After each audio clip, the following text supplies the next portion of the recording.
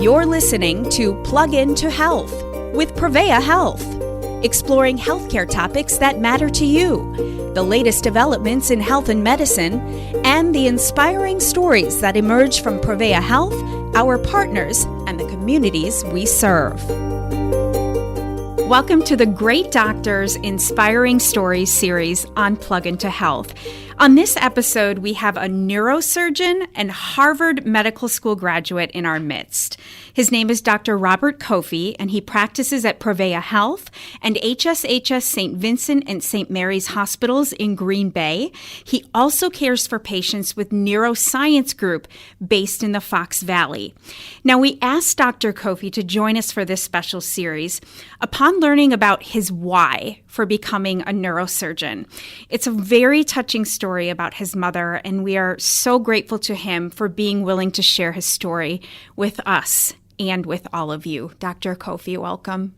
Thank you. It's a pleasure to be here. So, I'm just going to sort of set the scene here. We're sitting here recording, and you just got done with surgery. You're in your scrubs. We're so grateful for you to take the time and come and chat with us. But I want to know a little bit more about what you do as a neurosurgeon. Yeah, of course. As a neurosurgeon, I take care of patients with brain or spine problems. So ranging from patients who have brain tumors or spinal problems like disc herniation, scoliosis, or any degenerative problems with your spine. I also take care of patients who've had traumatic events that have led to injury to the brain or the spine. Mm-hmm. What does a typical day look like for you? Are you always in an operating room? Not always, but a typical day depends. I think there are days that are dedicated to clinic, which means I see patients who come in with different problems, and then I diagnose the problems and come up with a treatment plan to address the problems. And there are days where I'm actually in the OR, like today, where I'm doing surgery all day. And then there are days where I'm on call, where I could be doing surgery from somebody who had an accident or something, or a trauma that comes in, or I could be seeing a patient in the hospital who needs my help. I'm going to make an assumption. When you're doing surgery on a spine or a brain, it sounds like, would that be many hours in an operating room? Yeah, it's many hours, and it takes a lot of dedication and a lot of stamina to really navigate what's going on and do it safely and bring people back to where they want to be and so forth. So your path to becoming a neurosurgeon technically started, we'll say, as a child. And before we get more into that, we'd love to hear more about where you grew up and your family growing up. And that starts in Ghana. That's correct. Yeah, I grew up in Ghana. It's a small country in West Africa. And I as a child, my mom always used to say that I would say when I was as early as 6 years old that I want to be a doctor. I want to, just care for people. But as you grow older, things change. And then I'm like, I want to be a soccer player. And then I wanted to be an astronaut. And I wanted to be a musician and so forth. So things kind of changed. But I didn't really make a conscious decision to stick with medicine until after I was a teenager. So one of the many reasons we've asked you to be here today was because of your mom. And there's a kind of a special story behind all of this. First, tell us a little bit about your mom, paint the picture of who mom is for us. No, she's a very caring person who absolutely dedicates her life to caring for her children and also dedicates her life to God, basically. She's a very, very strong Christian, fasts all the time, prays all the time, and she really instilled in us a sense of purpose in terms of making sure we are really aligned and okay with what God has for us, what God's plan is for us, and always treating people right in a way that actually is consistent with being raised up as a Christian. Mm-hmm. Yeah. And something happened to mom when you were younger. Can you tell us what that was? Yes. When I was a teenager, my mom was just walking down the streets, and there was a person driving. This was somebody who was drunk, basically, and that person had hit another person and was trying to run away and was still driving very fast. And my mom was on the side of the road, and he hit my mom, and she was, like really elevated her in the sky, I was told, and brought her down. She was completely fractured, multiple parts of her body, and had to be taken emergently for an operation and so forth. And at that point, I was, I wasn't there to really see what happened, but I first saw her in the hospital. And, like I said earlier, my mom was growing up the most important person in our lives. She really made sure she'll go and work, and then she'll come home, make sure we are okay, and make sure we get everything we needed. So she was the center of everything for us growing up. And to have somebody like that just in a position where she was completely shattered and devastated it was traumatic, but also really got you closer to God. And you got to, that's when you realize that the reason why she was very serious with God is because in the end, only God is in control of all these things. And so that experience really got me to pray a lot. And I remember praying that, God, please, save my mom. And I, as a young teenager, I'm like, I'm going to do a bargain with God and say, hey, if you help me and you save my mom, I'm going to try to help as many people as I can. And she recovered. She had surgery. She recovered from the surgery, and she was in the hospital for several months, just recovering from this. And miraculously, she's alive today. And I'm trying hard to really pass the blessing that God has blessed us to other people as a physician.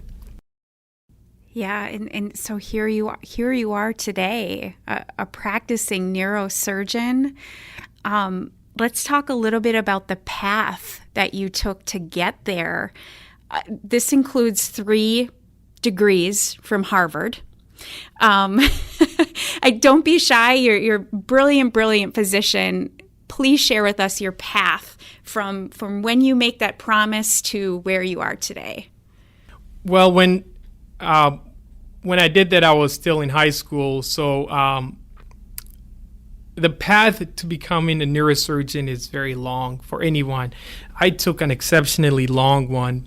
In part because I was still excited about other things, like I was excited about physics and science and research. And so after college, I went into the MD PhD program where you got both an MD degree and a PhD degree. So I got a PhD in biophysics at Harvard, and went on to finish medical school at Harvard Medical School as well. And after medical school, it became very clear to me that neurosurgery was the frontier of medicine in terms of how challenging and exciting the problems were, and how much of a dramatic impact you can have on people's lives. So when I made the promise that I wanted to help people, I wasn't certain that I wanted to be a neurosurgeon or not.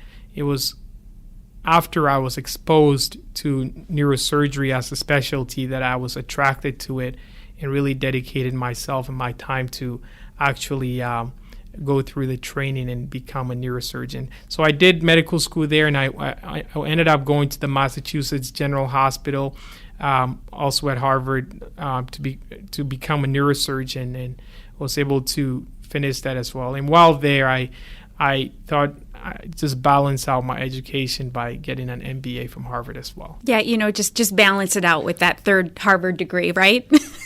Yeah, you might as well get balanced. I can imagine just getting into Harvard Medical School is a feat in itself. Had you always had that interest in the sciences and medicine growing up? Was anybody else in your family in the field of medicine? No, I'm the first. And so I didn't expect to get into Harvard. It was like I almost even didn't apply because I was like, I'm probably not going to make it.